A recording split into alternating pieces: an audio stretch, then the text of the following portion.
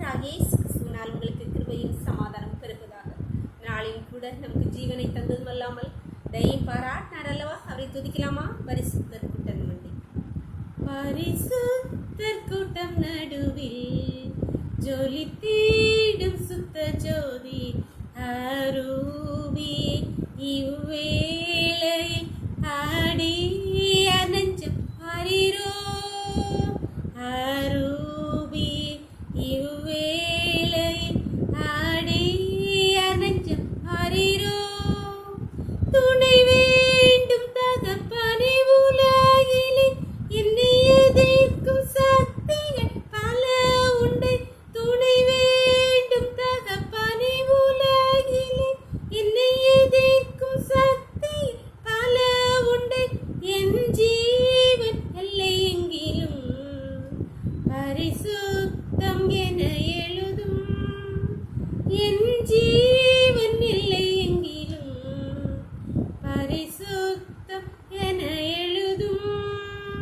பரிசுத்தர் கூட்டம் நடுவில் ஜொலி தீடும் சுத்த ஜோதி அரூபி இவ்வேளையில் ஆடி நெஞ்சம் வாரிரோ அரூபி இவ்வேளையில் ஆடி நெஞ்சம் வாரிரோ. ஒரு வேத பகுதி வாசிக்கலாமா? ஏசாயா 12ஆம் அதிகாரம் 4 முதல். கர்த்தரை துதியுங்கள், அவர் நாமத்தை தொழுது கொள்ளுங்கள், அவருடைய செய்கைகளை ஜனங்களுக்குள்ளே அறிவியுங்கள், அவருடைய நாமம் உயர்ந்ததென்று பிரஸ்தாபம் பண்ணுங்கள், கர்த்தரை கீர்த்தனம் பண்ணுங்கள், அவர் மகத்துவமான கிரியைகளை செய்தார், இது பூமி எங்கும் அறியப்பட கடவது என்பீர்கள். சீயோனில் வாசமாயிருக்கிறவர்களே, நீ சத்தமிட்டு கம்பீரி, இஸ்ரவேலின் பரிசுத்தர் உன் நடுவில் பெரியவராயிருக்கிறார். கர்த்தராகிய ஆண்டவர் ஏசாயா தீர்க்கதரிசியை கொண்டு சொல்கிறார், சீயோன் குமாரத்தியே, நீ சத்தமிட்டு கம்பீரி. இன்னொரு இடத்துல நீ சத்தமிட்டு அழுன்னு கர்த்தர் சொல்லியிருக்கார். ஆனா இங்க என்ன சொல்லியிருக்கிறார்? சத்தமிட்டு கம்பீரி. ஏன்னா இஸ்ரவேலின் பரிசுத்தர் உன் நடுவில் பெரியவராயிருக்கிறார். கர்த்தர் நம் நடுவில் பெரியவராய் இருக்கிறபடியால் அவரை ஸ்தோத்திரியுங்கள், துதியுங்கள், அவரை பிரஸ்தாபம் பண்ணுங்கள், அவரை கீர்த்தனம் பண்ணுங்கள். எத்தனை விதமாக துதிப்பதற்கு இந்த 4ஆம் அதிகாரத்திலே சொல்லப்பட்டிருக்கு. கர்த்தரை துதியுங்கள், தொழுது கொள்ளுங்கள், ஜனங்களுக்குள்ளே அறிவியுங்கள், பிரஸ்தாபம் பண்ணுங்கள், கீர்த்தனம் பண்ணுங்கள் என்று சொல்லப்பட்டிருக்கு. இவ்வளோ காரியம் ஆண்டவருடைய செய்கைகள். அவர் நம் நடுவில் இருக்கும்போது இவ்வளோ காரியங்களை செய்யும்போது அவர் பெரிய காரியங்களை செய்வார். ஏன்னா இஸ்ரவேலின் பரிசுத்தர் நம் நடுவில் இருப்பது பெரியவராக இருக்கிறார் சொல்லப்பட்ட அப்பேற்பட்ட ராஜாவை நாம் ஆராதிக்கிறோம்.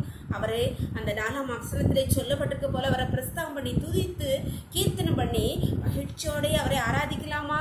அதற்கு ஒப்புக் கொடுங்கள். அப்பொழுது உங்கள் நடுவில் அவர் பெரிய காரியங்களை செய்வார். ஜெபம் பண்ணலாமா? எங்களை நேசிக்கிற அன்பின் பரலோகத்தின் தகப்பனே, தர்மியான நாளை கூட எங்களுக்கு ஈவாய் தன்னைங்களே பார்க்கட்டும் கூட நன்றி கர்த்தாவே. நாளின் காலை முதல் இம்மட்டுமா உங்களுடைய தயவுள்ள கரம் உங்க கிருபை எங்களை தாங்கினதே அப்பா. நன்றி நன்றி நன்றி அப்பா. இப்பொழுது அடியானோடு இணைந்திருக்கிற ஒவ்வொரு பிள்ளைகளுடைய வாழ்க்கையும் உங்களுடைய கருத்தில் தருகிறோம் அப்பா. ஒவ்வொரு பிள்ளைகளுடைய வாழ்க்கையும் இஸ்ரவேலின் பரிசுத்த நீ பெரியவராக இருக்க முடியாது ஜெபிக்கிறோம் அப்பா.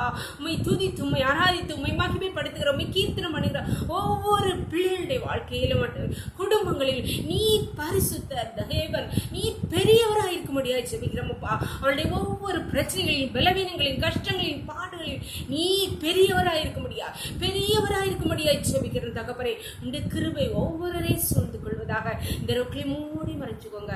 சகல துதியும் கனமும் வல்லமையும் பலனும் ஞானமும் எங்கள் தெய்வாதி தேவன் ஒருவருக்கே செலுத்துகிறோம். இயேசுவின் மூலம் ஜெபங்கள் நல்ல தந்தையே, ஆமென். God bless you. கர்த்தர் உங்களை ஆசீர்வதிப்பாராக.